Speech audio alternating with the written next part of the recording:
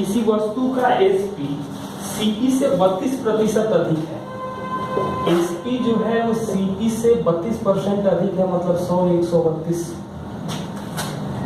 इसके बाद दिया गया है वस्तु के एमआरपी पर 12% छूट दिया गया है, तो लागत मूल्य और अंकित मूल्य का अनुपात क्या होगा। तो एमआरपी पर 12% छूट का मतलब 88% 132 है, तो एमआरपी आएगा 150। तो सीपी और एमआरपी का जो रेशियो आएगा 100 150, यानी कि 2 अनुपात। 35% वस्तुओं को 65% लाभ पर, तो 65% लाभ पर 35% वस्तुओं को, बाकी 65% वस्तुओं को X% हानि पर बेचा गया है और कुल 12% की हानि होती है, X% हानि पर बेचा गया। तो ये 7 होगा, ये 13 है, ये आ रहा है 13 के लिए 77, मतलब 78 6 मान लो 42 हाथ के लिए। तो 54 से थोड़ा सा कम आंसर आना चाहिए, और एक ही ऑप्शन दिख रहा है 53.5% लॉस होगा, क्योंकि एक बड़ा है दूसरा को छोटा होना पड़ेगा।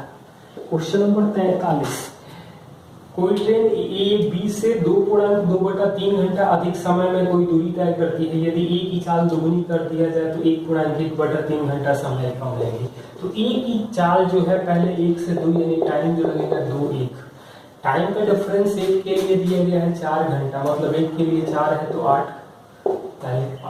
पहले 8 घंटा 4 घंटा, मतलब ए की चाल पूछा गया है तो 416/8, यानी क्या जाएगा 52 किलोमीटर/आवर।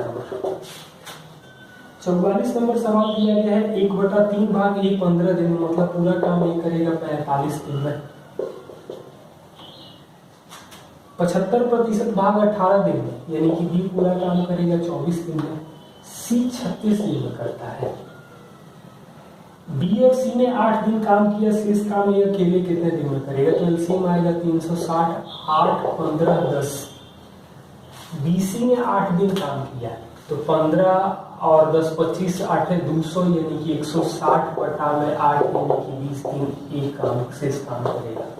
क्वेश्चन नंबर 45, ए ने बी से 10% अधिक अंक पाया। ए बी सी डी, ए ने बी से 10% अधिक अंक पाया तो 11-10 का अनुपात आएगा। बी ने सी से 20% अधिक अंक पाया तो 6-5 का अनुपात आएगा। सी ने डी से 32% कम अंक पाया, 32% कम मतलब कि 17 और 25 68। एसी का अंतर दिया गया है 272, तो बी का अंक क्या होगा।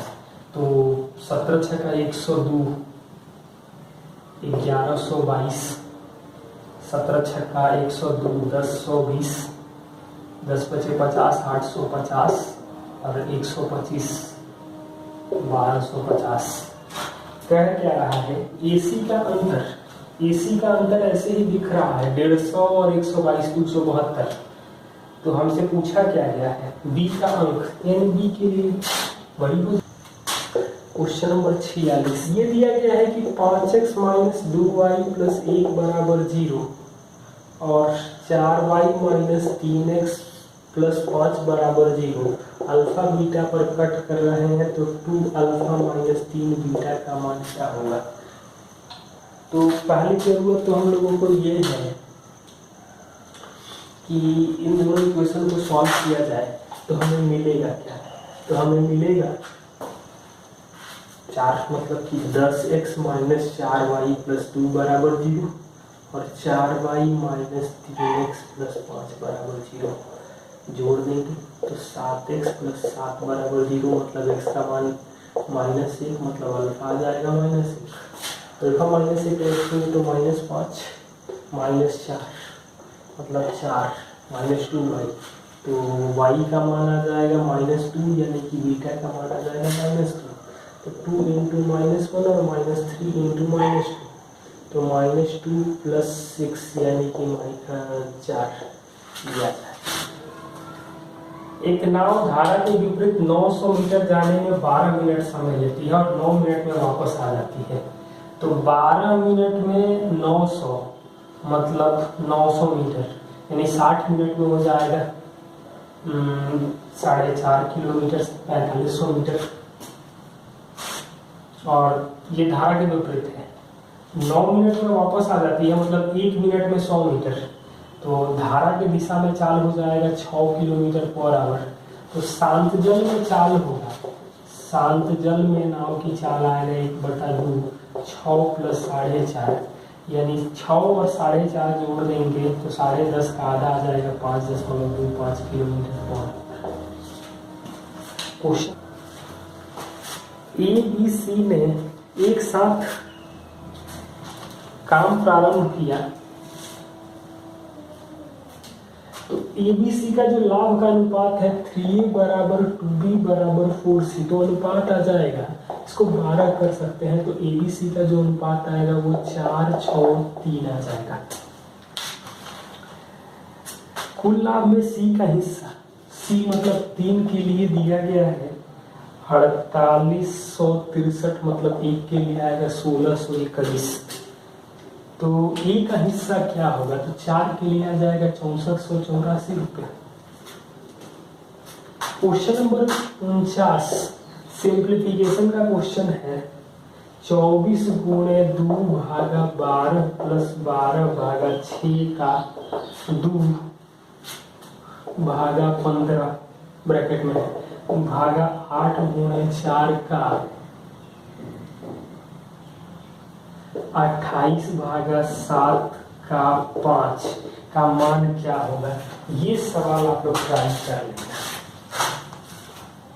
क्वेश्चन नंबर 50 एक लंब प्रिज्म की ऊंचाई 18, आधार एक त्रिभुज है, भुजाएं 5, 8, 12 है तो 500 पृष्ठीय क्षेत्रफल। तो 500 पृष्ठीय क्षेत्रफल प्रिज्म है तो ये हो जाएगा 18, 5 + 8 + 12 500 पृष्ठीय क्षेत्रफल किनारे किनारे। तो 12, 8, 20, 5, 25 25 × 18 कर देंगे तो ये आ जाएगा 450 जो भी यूनिट दिया गया वो स्क्वायर में हो जाएगा। Question number 50। क्वेश्चन नंबर 51 में दिया गया है 2 sin का पावर 6 थीटा + cos का पावर 6 थीटा - 3 sin का पावर 4 थीटा + cos का पावर 4 थीटा अपॉन cos का पावर 4 थीटा - sin का power 4 theta -2 cos square theta. और इसका ऑप्शन जो दिया गया है 1, 2, -2, -1 न्यूमेरिकल ऑप्शन है तो कोई परेशानी नहीं है। थीटा का मान लोग 0 डिग्री रख दें तो 2 0 + 1 -3 0 + 1 1 - 0 -2 यानी कि 2 - 3 यानी -1/-1 यानी 1 आ जाएगा। ABC 2, 3, 5 के अनुपात में पूंजी लगाकर व्यवसाय शुरू करते हैं। 4 महीने के बाद A अपनी पूंजी 50% बढ़ा देता है। 50% बढ़ा देना यानी 3। 6 महीने के बाद B 33.1/3 मतलब 1/3 करेगा यानी 4। और 8 महीने के बाद C 50% निकाल लेता है। 8 महीने के बाद 50% निकाल लेता है तो 2.5 × 4 ये आएगा 8 और 24 32, 18 और 24 42, 40 और 10 50 यानी कि 16, 21, 25 ये रेशियो आएगा। टोटल लाभ दिया गया है 86,800। तो AC का अंतर क्या होगा? तो 46, 6, 52, 10 62 के लिए दिया गया है। AC का अंतर यानी कि 9, AC का अंतर यानी कि 9 तो 62 के लिए दिया गया है। तो 1 के लिए कितना आ जाएगा? भाग दे 62 से तो एक बार में 24 यानी 1400। AC का अंतर यानी कि 9 के लिए आ जाएगा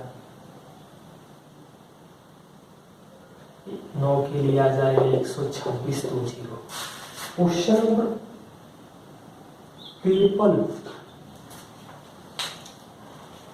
53 नंबर सवाल दिया गया है 0.47 का रेखिंग प्लस 0.503 का रेखिंग माइनस 0.39 का रेखिंग गुणे 0.8 का रेखिंग, इसका मान क्या होगा।